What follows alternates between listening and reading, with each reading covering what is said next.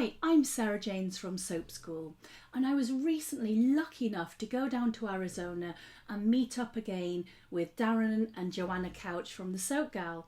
And in this episode we thought it would be really great to share with you how you can make master batch lye, which is making lye in large batches but without producing the fumes that you normally generate when you mix your lye solution. So I hope these tips really help you with your soap making.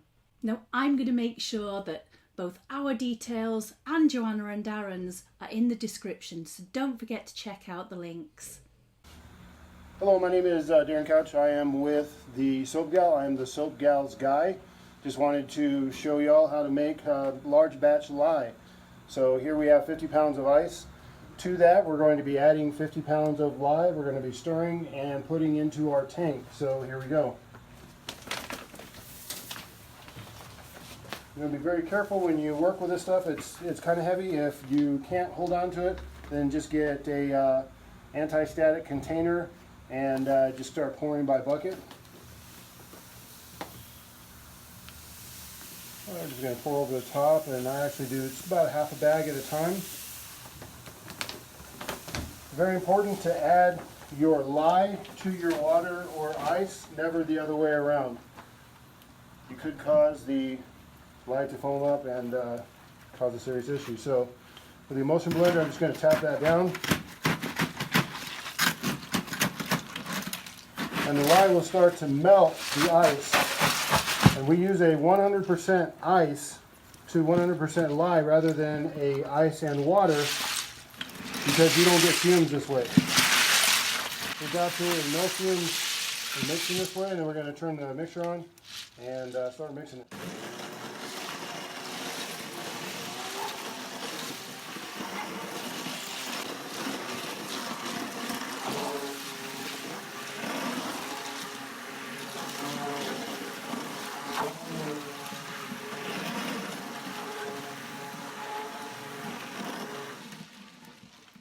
A little secret to this: if I remove the bottom from the base, I can just set that in there, set this on the hook, I can pour the rest of my lye in.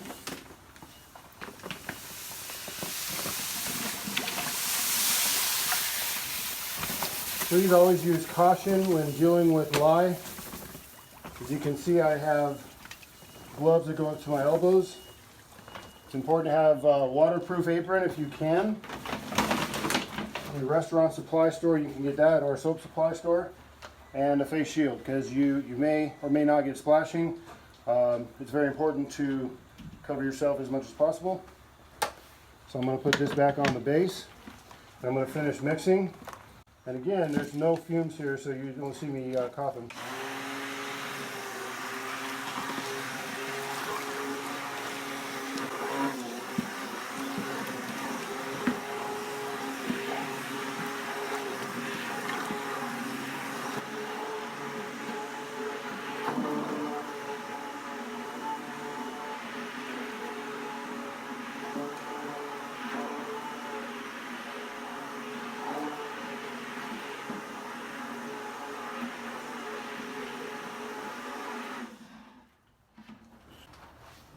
Now we're going to pour the lye into our tank. If you do have a tile floor, you may want to cover it at this point, because there may be splashing. We don't cover ours, we mop right afterwards so that it avoids the lye possibly eating through the floor.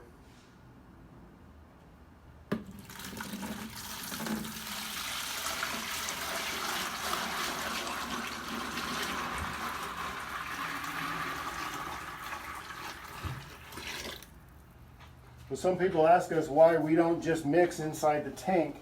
This particular tank actually has an element inside the actual tank, and we don't want to mess up the element or our mixer, so we bucket it in.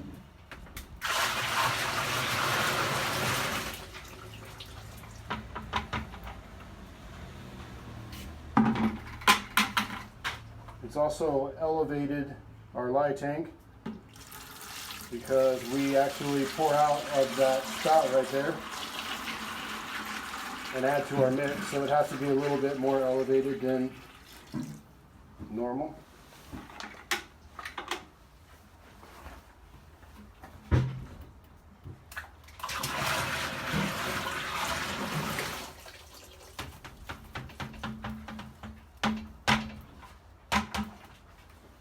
It is also very important if you have employees, if you have postings around your lye, you can get that at Lab Safety or your local safety supply store, whatever that may be.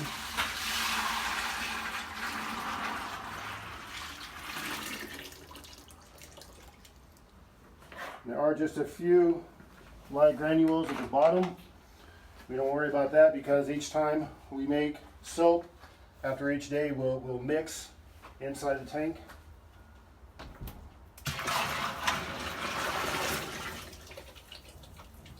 And it's that simple. 100 pounds of lye solution. Thank you very much.